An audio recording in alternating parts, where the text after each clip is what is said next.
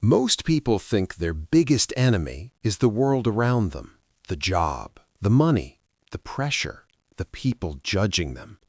But the real enemy is much closer than that. It's the voice inside your head that never shuts up, the one that tells you you're not ready, the one that keeps replaying mistakes from years ago, the one that wakes you up at night reminding you of everything that could go wrong tomorrow. And if you don't learn how to control that voice, it will slowly start controlling you. Think about this for a second. How many times have you tried to focus on something important, but your mind kept jumping from one worry to another? You sit down to study, and suddenly you're thinking about bills. You try to sleep, and suddenly your brain starts replaying an awkward conversation from 3 years ago. You want to feel confident, but your thoughts keep whispering that you might fail. This is something almost everyone experiences, but very few people ever learn how to deal with it. The truth is simple but powerful. If you don't take control of your thoughts will take control of your life.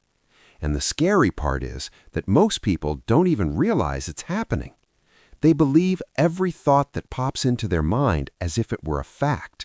If the thought says, "I'm not good enough," they accept it. If the thought says, "something bad is going to happen," they accept that too. But here's something most people never learn. A thought is not a fact. It's just a mental event. It's a sentence your brain created, nothing more. Your brain produces thousands of thoughts every single day.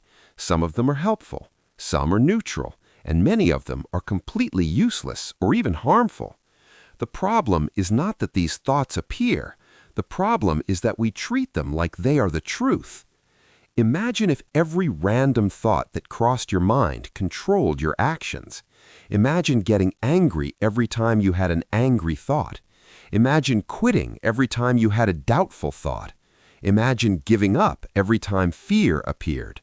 Life would fall apart quickly. Yet this is exactly what happens to many people. They don't realize that mastering their thoughts is a skill, and like any skill, it can be learned.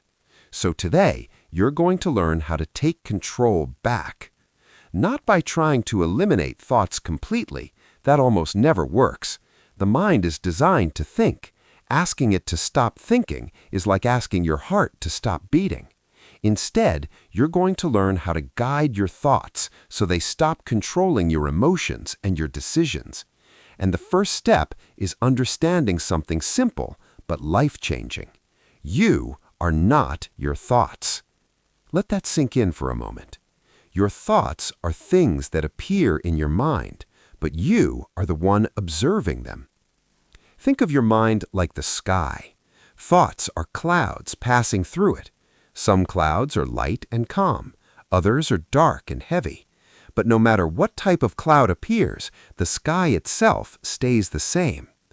Most people make the mistake of becoming the cloud. If a negative thought appears, they become negative. If a fearful thought appears, they become fearful. But when you start observing your thoughts instead of becoming them, something interesting happens. The thoughts lose some of their power. You begin to notice them instead of obeying them. And that leads to the first practical step. Step 1 is learning to notice your thoughts without reacting to them immediately. This might sound simple, but it's a powerful skill. The next time a negative thought appears, pause for a moment. Instead of believing it right away, say this quietly in your mind. That's just a thought. Not that's the truth, just that's a thought.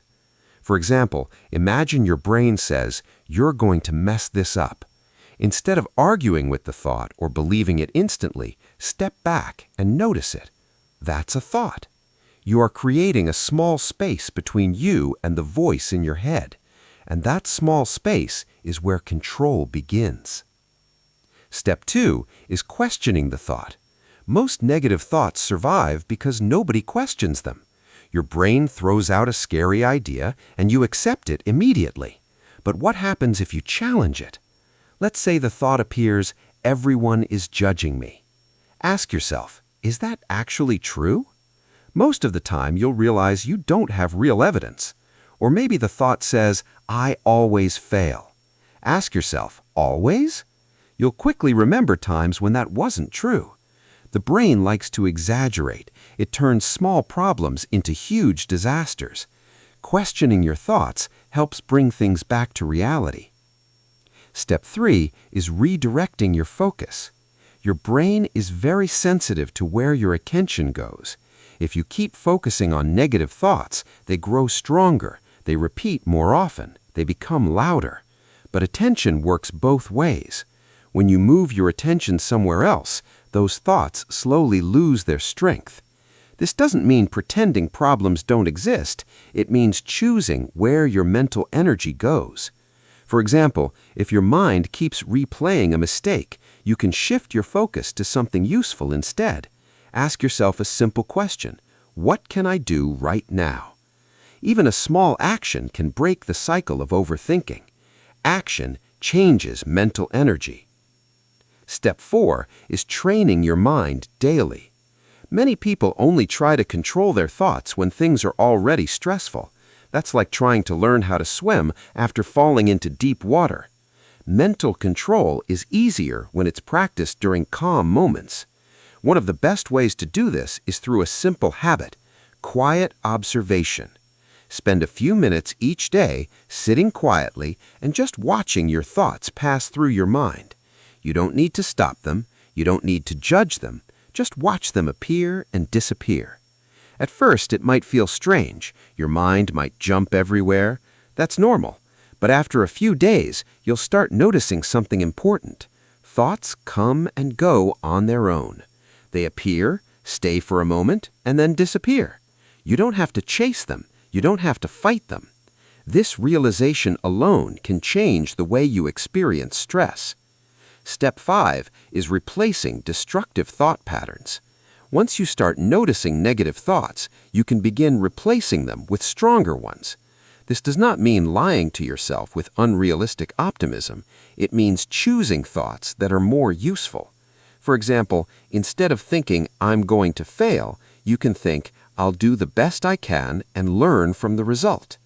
Instead of, I'm not ready, you can think, I'm improving every day.